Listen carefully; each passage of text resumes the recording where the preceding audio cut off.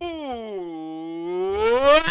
back to the party package. My name is Owen, and the host of the soon-to-be O Show. If it's not called that by the time you're watching this, and if so, then welcome to the O Show. Now, today we're talking about the ever-so-covered, the ever-talked-about Toronto Maple Leafs. Now, today is an interesting one. So, of course, we all know the story about this team because they're the most covered team in the world. But let's go over it. So, my question about this team usually the question revolves around like, what is the problem with this? Or what is this? What is the goal? What is this? What's the question when it comes to the Maple Leafs?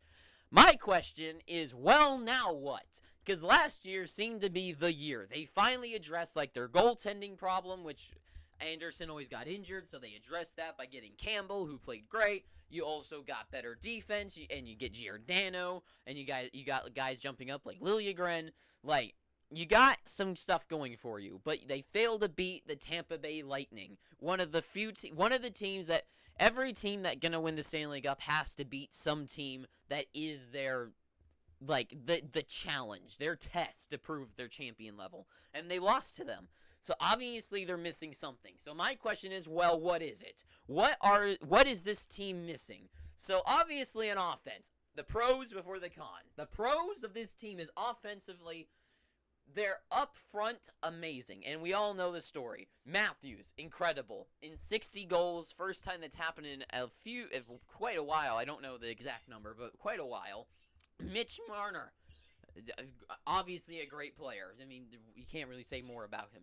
John Tavares, the captain, the Toronto boy, 76 points ain't bad. Nylander, 80 points, not bad either. The guy that there's a lot of when he had to re-sign, he did 80 points, not bad. Then you've got Michael Bunting, who I absolutely love because I saw him play all the time. For the Tucson Roadrunners, which is this jersey, except this is my jersey that I actually played for them, and it's crazy. I watched him in Tucson, in the Tucson Convention Center, and I always said, was their guy. I always thought Bunting was their star player that they needed to put on the Coyotes, because I always watched him. We were on the front row every time, because, yeah. And he would do the stick tricks, right? He would go around doing his, like, trying to do the hoppies or whatever. What do you call that? And then he would catch it, and then he'd throw it to the kid, whoever's in the front row that he finds first. So, and they were always next to us. So that was really cool. I always loved Bunting. He seemed really cool because of that, and I also thought he was probably the best player on the Roadrunners. And, I mean, look at the Coyotes. They got Garland and Bunting. Imagine if they found out that they were good at the same time. They could have actually made the playoffs or something. But anyways, he gets shipped to Toronto, and he shows that he is the star that I thought that he could be, and proved it last year, 63 points. Those 5 top guys, along with Kerfoot, I kind of like his play. They lose Mikheyev, that's a big loss. Not huge, but that's a loss. But Bunting, Matthews, Marner, Tavares, and Nylander, that top 5 right there, I think is really solid. I really like that. But that is kind of where their solid, they're good, ends. After that, you have, Kerfoot, 51 points, not bad. But was that just that year, or is he going to continue that? And because you add Yarncroc, or Croak, whatever his name is, which is a solid pickup. I like that. Calle Yarncroc, I like that, especially for that third line to try to that offense. Kampf, I liked he seems to have a lot of aggression. Like, he's one of those, like, Garland players where he, like, kind of always is pushing. Engvall, I don't really care. Simmons, Abruzese, I don't know that guy. And Abe Kubel, I like that fourth line. Overall, it's not bad, but is that championship material? I just went over the Lightning, and I just went over the Blues.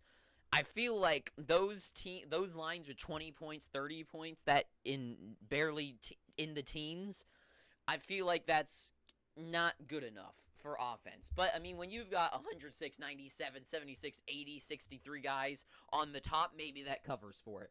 But then defense is where I kind of start drawing questions. Because on paper, I feel like I could see this defense and say, oh, this could be great. I can understand. This is definitely a passable defense. But at the same time, I don't think it's a Stanley Cup-worthy defense.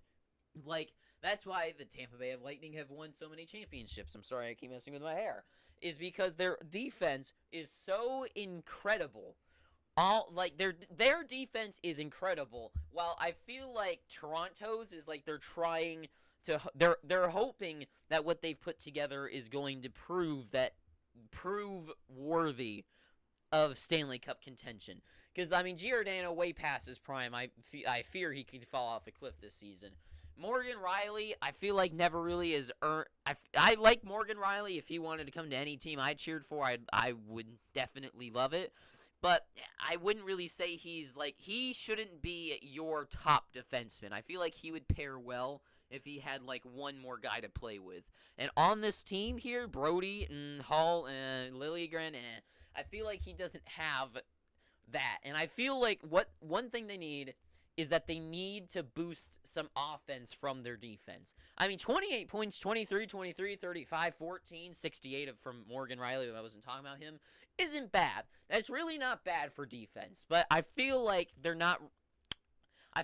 benefited from Matthews and Marner getting points, and they get assists from it. I feel like they're getting benefited from that, and I think this is the type of team that, I mean, they wouldn't allow it. Like, fans would probably erupt if this happened, but I think this is the type of team that would have worked perfectly for like a Tony DeAngelo or a Brent Burns, but that would have been pretty hard to get put together as Brent Burns. I don't know how they would have, to work that out with cap.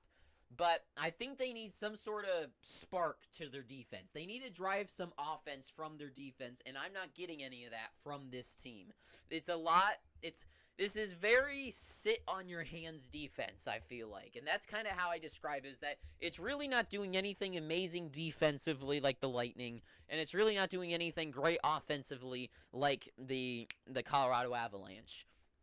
And that is better than what they've done to their goaltending, where they lose Mrazek and they get rid of. They can't re-sign Campbell. There was just no chance unless they got rid of someone.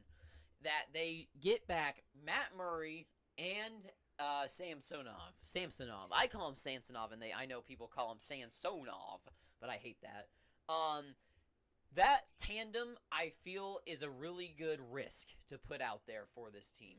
I think that is a smart move to make. I think Dubas, with that move, it's a risk. Of course, it's a risk, and I like it, and I think it could pay off really well. It can pay off either really well or it can backfire so hard, and that could be really bad. Because if this backfires, that could be really bad for this team. If Murray plays the way he did in Ottawa, if Samsonov can't come back to his, I mean, he had one bad/mediocre year. And he's still young. Like, I feel like he can totally bounce back and at least be decent. Now, are either of them going to be as good as Campbell when Campbell was at his prime? I don't think so. I don't think either of them could be Campbell the way he was in that series against the Lightning. But is he good enough, kind of like how in a team like, I don't know what team to specifically say, but like, maybe they don't need a fantastic goaltender. Maybe instead of putting money into a goaltender, you put money in a defenseman. However, they don't have that money because it's all tied up in these guys up here. So my question going for that is, during the offseason, did they fix the problem? And a better question is, what was the problem? I think the problem is that they're so invested in these top four guys, Tavares, Nylander, Marner, and Matthews. They're so invested in those four guys that it's hurting, and we already know this, but it's hurting the rest of the team. In my opinion, I think you move out someone. I think you shake up the team, and I think, what if instead they go after like Matthew Tkachuk? What if they trade away like Mitch Marner? They go Mitch Marner for Matthew Tkachuk, and they bring in Tkachuk, but then that would still be hard because you'd have to pay Kachuk his money too. I don't know. It's very hard for me to see what they can do. Because if you move out Marner, what are you going to get in return? What if you move out Marner and just hypothetically say you get back what if you trade him out and you get like Torrey Krug and like Parayko? I mean, that wouldn't work either. I don't think they would go for that. It's just very hard for me to see where this Toronto team goes. Because last year they were second in goals for. So obviously offense isn't the issue. The issue is not offense. And they were middle of the pack when it came to goals against, which is a big problem. However, they were only sixth in goal differential, which was plus 62, which is pretty good. But obviously middle of the pack for goals against, I feel that is where they need to address the issue, is defense and goaltending. And I feel, in my opinion, going back, now I know they didn't have a lot of options, but backing away from Campbell and bringing in Murray and Samsonov is a nice risk. It could work out very well, but it could blow up in your faces as well. And I think you need to add to your defense. This defense isn't a really skilled defense. It's a lot of I call it, like, two ways, like, the most boring defender possible in my mind. That is what this team is made up of on defense. It's just, another problem is that how do you fix a problem you don't really have? Because really, what was their problem last year? The problem is that they just faced a better team. And the year before that, they lost to the Canadiens, and they lost to that team as well from almost basically a reverse sweep by only -1 win. Like, the problem with this team isn't that they need to get better. It's that they need different players. And I think that's the same thing. What Calgary needs to do is exactly what this team needs to do. They need to shake it up. Not completely. Keep Matthews. Well, actually, I don't know, because maybe trade Matthews to Arizona. But I don't know what you get back in return for that. Maybe this offseason, instead of worrying about re-signing him next year, what if you trade him away, and you trade Matthews to Arizona, and you use his $11 million in cap space to get two defensemen? What if you get two defensemen that are really good and put them in there, and that could fix your defensive problem? Because then you still have Tavares, Nylander, Marner, but then you're missing their top guy. But you still have Bunting in return. I don't know. This is such a hard team to try to figure out how to fix, because it's such a unique problem that if you take away from part of the problem, you might cause bigger problems. So there's too many questions for me to figure out really with this team what they need to do. I feel like they made a bad choice putting so much money into 4 guys and only on offense. If they were put into Matthews, Marner on offense, and you have Tavares and Nylander's money on a defenseman, that would be a different story. But they're all tied up. But that's really all I have to say. I mean, I guess the one last thing is, do they make it to the playoffs? I think, of course, they do. Now, how well do they do? It really depends on if their goal defense, someone like Giordano starts to fall off, maybe Jake Muzzin falls off or is injured, maybe someone like TJ Brody's boring and doesn't do much, or Hall, and then goaltending explodes. Like, what if they implode on themselves, or what if Samsonov just shines? So there's a lot of what ifs, but I really don't see this team winning a Stanley Cup unless someone like Matthews wills them like a Connor McDavid to victory.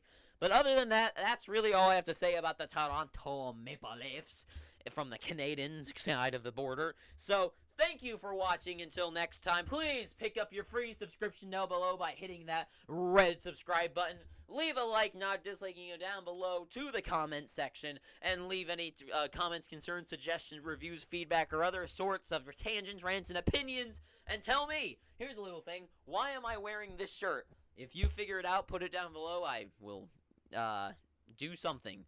So, thank you for watching. I've been Owen, too sweet, and ta-ta for now.